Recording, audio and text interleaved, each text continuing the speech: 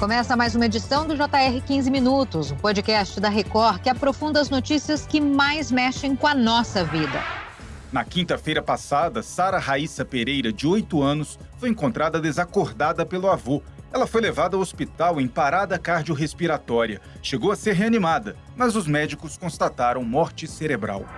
Um desafio em uma rede social terminou em uma tragédia. Em Brasília, uma criança de 8 anos morreu ao participar de uma brincadeira virtual com risco de asfixia. O caso está sendo investigado pelo Ministério da Justiça, que quer responsabilizar a plataforma envolvida. É mais um alerta sobre os perigos escondidos no mundo digital.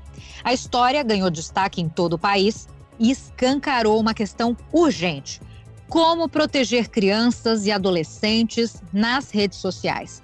Quais os riscos dos desafios virais? E o que os pais podem fazer?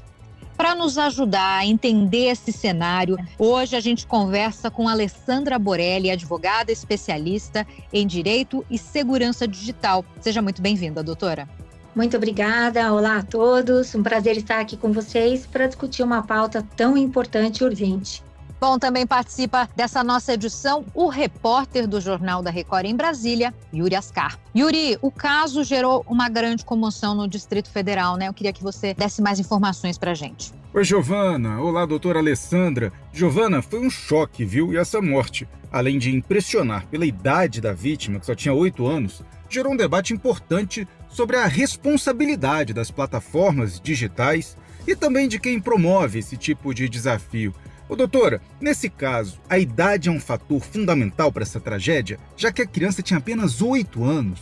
Essa é uma prova de que as nossas crianças elas não precisam postar nada para serem impactadas pelas redes. Basta estarem lá, independente da idade, né? Crianças e adolescentes são muito habilidosas com as tecnologias. Quanto mais novas, naturalmente, mais desprovidas de discernimento. Então, todos os dias, o tempo todo, elas estão ali expostas a todo tipo de conteúdo. A gente tenta controlar o tempo de tela, mas quem controla o conteúdo que entra na cabeça delas, né? E o que elas fazem com esse conteúdo. Acho que esse é um grande desafio, independente da idade. Doutora Alessandra, esses desafios costumam parecer inocentes pelo olhar, né, dessas crianças e adolescentes no começo, mas aí que está o perigo grave de se fazer esse tipo de desafio. O que explica essa atração de crianças por esse tipo de conteúdo e como identificá-los a tempo, a senhora que já tem esse olhar de especialista?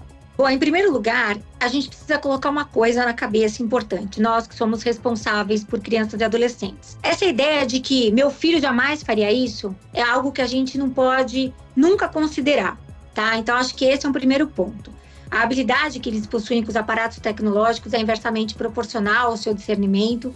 Fisiologicamente, continuam seres em condição peculiar de desenvolvimento. Crianças e adolescentes estão em fase de desenvolvimento cognitivo, emocional, e eles são movidos mesmo pela curiosidade, pelo desejo de pertencimento, pela validação social, exatamente os gatilhos que esses desafios virais eles exploram. Então, muitas vezes, esses conteúdos, como você muito bem colocou, chegam a parecer inofensivos no início, né? Com uma estética divertida, uma linguagem informal. Então, é realmente algo muito atrativo, justamente por esse desejo de pertencimento, mas, sobretudo, pela forma com que eles chegam junto às nossas crianças e adolescentes por meio dos seus influenciadores favoritos, né? Sempre com uma máscara de que aquilo não tem problema, de que aquilo é inofensivo, de que aquilo é divertido. Então, esse é um ponto muito importante e que precisa ser levado em consideração, porque o ambiente digital é muito real para eles, né? E os influenciadores, como o próprio nome diz, influenciam, né? Eles com aquele jeitinho familiar, como se fosse alguma pessoa muito conhecida, muitas vezes num cenário muito acolhedor dentro de suas casas. Então eles passam a falsa impressão de que aquilo não é nocivo, de que aquilo não tem risco, e aí as crianças acabam experimentando e aí ficam vulneráveis a esse tipo de desdobramento, infelizmente. Doutora, essa sua colocação me desperta uma curiosidade.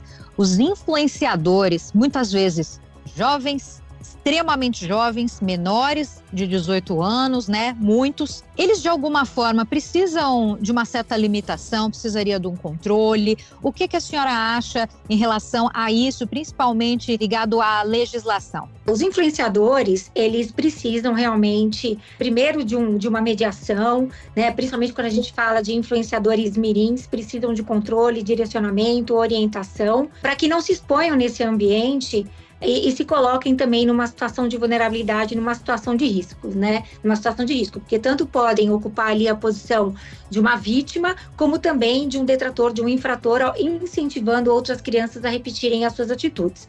Mas, para além dessa questão, é importante a gente considerar que, às vezes, a gente tem um influenciador adulto, né? E quando a gente fala de influenciador adulto, ele precisa também se conscientizar acerca daquilo que ele estimula, acerca daquilo que ele incentiva. Afinal de contas, ele pode, inclusive, ser responsabilizado pelo conteúdo que ele propaga. Então, imagine você, se o influenciador ele criou, ele participou, ele incentivou ou compartilhou um desafio perigoso, ele pode ser responsabilizado tanto civil quanto criminalmente. Então, sob a perspectiva criminal, ele pode, por exemplo, ser responsabilizado por instigação, induzimento ou auxílio ao suicídio, né? Mesmo que ele não tenha a intenção direta de matar. A conduta de incentivar a prática perigosa pode ser enquadrada, por exemplo, no artigo 122 do Código Penal. Ele pode ser também responsabilizado criminalmente pelo crime de perigo para a vida ou saúde de terceiro, dependendo do caso, ele pode haver enquadramento por expor a vida de outrem ao risco, ainda que não haja morte.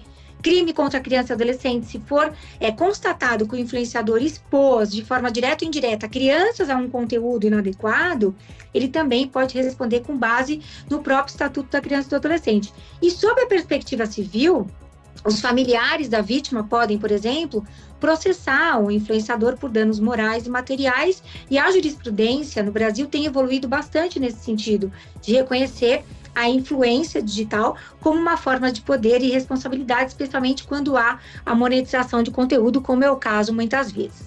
E o papel das plataformas digitais, as redes sociais, estão sendo negligentes na moderação de conteúdos voltados para o público infantil? As plataformas elas podem ser responsabilizadas civilmente se o conteúdo violava os próprios termos da plataforma, como é o caso. Então, ela pode, sim, de certa forma, ser responsabilizada por omissão, por negligência, especialmente se houve uma denúncia anterior e a plataforma foi omissa.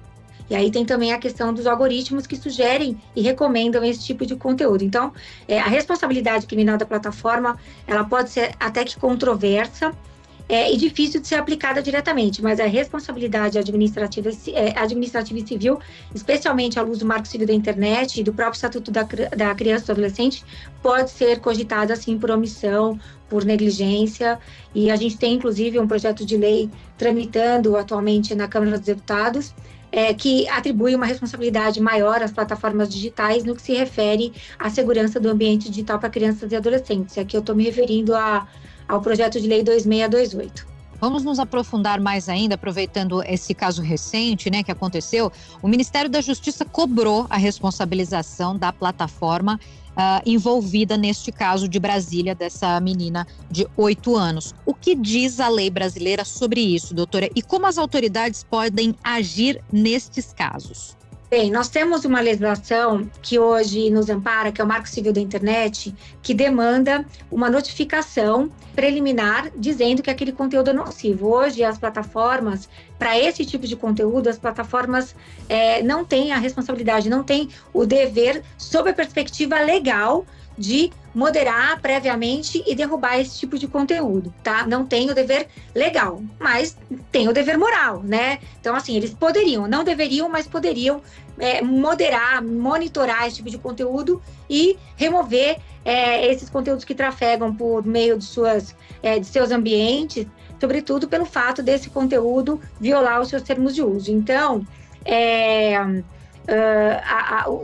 o Poder Judiciário, o próprio Ministério Público, a autoridade policial pode sim notificar as respectivas plataformas para que se posicionem acerca da situação e do desdobramento que houve com relação a essa criança e outras crianças que estão expostas a esse tipo de conteúdo. Doutora Alessandra, como é que os pais podem perceber que os filhos estão em situações de risco nas redes? Algum sinal de comportamento diferente que pode acender um alerta? Mudanças repentinas de comportamento são os principais sinais de alerta, que pode guardar relação com alguma situação que ele esteja vivendo no ambiente digital ou não, mas que merecem sempre ser consideradas e nunca subestimadas, né? Então, isolamento exagerado, irritação ao ser questionado, por exemplo, sobre o uso do celular, agressividade, segredo com relação ao que acessa ou com quem conversa, medo repentino de ir para a escola, mudança no padrão do sono, da alimentação. Então, assim, esses sinais eles não devem ser ignorados, eles muitas vezes indicam que a criança está lidando com algo que não consegue verbalizar e que pode envolver um conteúdo perigoso, até interações abusivas. Então, é importante, por exemplo, observar as crianças que usam blusas de moletom no calor, que podem estar escondendo alguma marca no corpo, né? Os desafios do desodorante, desafio do gel e sal, ou a própria automutilação, né? São visíveis e portanto, podem ser motivo das crianças tentarem esconder com alguma roupa ou algo que o valha. Então, eu costumo dizer, né, que o principal antivírus de uma criança é justamente o vínculo familiar e a escutativa, né? Então, a gente assistiu essa série Adolescência, falou-se muito sobre os dialetos, né, sobre os grupos, os pais participam, mas a gente tem que entender que realmente não tem como os pais acompanharem e saberem de tudo, de todos os dialetos que mudam a cada dia, mas falar sobre os princípios, que são sempre muito mais fortes do que as regras, porque sobrevivem à velocidade da inovação e garantem uma coerência mesmo diante do imprevisível, que é exatamente o que aconteceu com essa garota. Muitos pais não entendem as plataformas que os filhos usam. O envolvimento tecnológico desses pais pode fazer a diferença? Olha, a habilidade que os pais têm ou não têm com a tecnologia é irrelevante, tá? Eu costumo dizer que se a tríade da civilidade estiver bem estabelecida dentro de casa, saúde, valores e segurança, as chances de ter os filhos envolvidos em crimes ilícitos cibernéticos, seja na condição de vítima ou infrator, são substancialmente mitigadas, nunca excluídas. Aliás, o excesso de confiança é um dos mais importantes fatores de risco. Então, assim, muitos pais costumam dizer, puxa, eu não tenho habilidade com a tecnologia, eu não conheço o TikTok, eu não conheço essa ferramenta, eu não conheço aquela outra, como é que eu vou educar o meu filho digitalmente, como é que eu vou ajudá-lo a ter uma segurança digital? Você não precisa ter habilidade com a tecnologia, você precisa acreditar, né, naquilo que você diz, você precisa diminuir a distância entre o que você faz e o que você fala, você precisa participar da vida digital do seu filho, você precisa estar presente. E, na opinião da senhora, qual a idade recomendada para crianças começarem a usar redes sociais e como que funcionam os limites de idade nos termos práticos das plataformas? Bom, a maioria das redes sociais estabelece em seus termos de uso a idade mínima de 13 anos para a criação de contas, mas esse limite é frequentemente burlado. Então, o que a gente vê na prática? Crianças acessando as redes sociais cada vez mais cedo, 5, 6, 7, 8 anos de idade, com perfis ativos, às vezes até incentivadas por adultos, sem plena consciência dos riscos. Então, este projeto de lei que tramita atualmente na Câmara dos Deputados, o PL 2628, uma das atribuições, uma das responsabilidades ali estabelecidas e esperadas por parte das plataformas digitais é que criem mecanismos mais eficazes para a aferição da idade. Enquanto isso, cabe aos pais, às escolas, né, observar e fazer com que a classificação indicativa de jogos, de aplicativos, sejam respeitadas e explique os motivos dessa classificação indicativa existir, né? Não é uma burocracia, não é balela, não é bobagem, é uma proteção. Crianças menores de 13 anos não têm maturidade emocional e nem capacidade jurídica para lidar com os riscos a que ficam expostos no ambiente digital. E olha, eu vou falar mais, se tem 13 anos e não tem noção, não é para permitir também,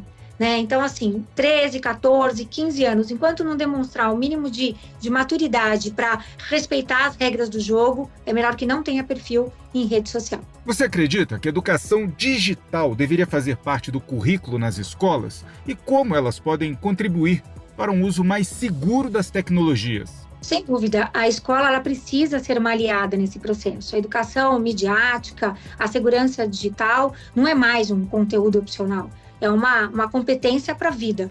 Então, isso pode ser trabalhado de forma transversal e a gente já tem, né, essa previsão do desenvolvimento humano, preparo do mercado de trabalho, exercício da cidadania previstos tanto na Lei de Diretrizes e Bases da Educação, Estatuto da Criança e do Adolescente, Marco Civil da Internet, na própria Base Nacional Comum Curricular, a gente tem ali a cultura digital. Muito bem, termina aqui a edição 1148 do podcast 15 Minutos. Hoje a gente falou com a Alessandra Borelli, ela que é advogada, especialista em Direito e Segurança Digital. Doutora Alessandra, muitíssimo obrigada pelos esclarecimentos. Eu que agradeço e espero poder contribuir. Obrigada também ao Yuri Ascar, repórter do Jornal da Record em Brasília. Valeu, Yuri. Obrigado, Giovana. Obrigado, doutora. Até a próxima. Esse podcast contou com a produção de David Bezerra, das estagiárias Amanda Fusita, Isabela Santos e Yasmin Logrado. Sonoplastia de Diego Marcondes. Coordenação de conteúdo, Deni Almeida. Direção editorial, Thiago Contreira e vice-presidente de jornalismo, Antônio Guerreiro. E você pode acompanhar o JR 15 Minutos no portal r7.com, nas redes sociais do Jornal da Record e nas principais plataformas de streaming. A gente te aguarda no próximo episódio. Até lá!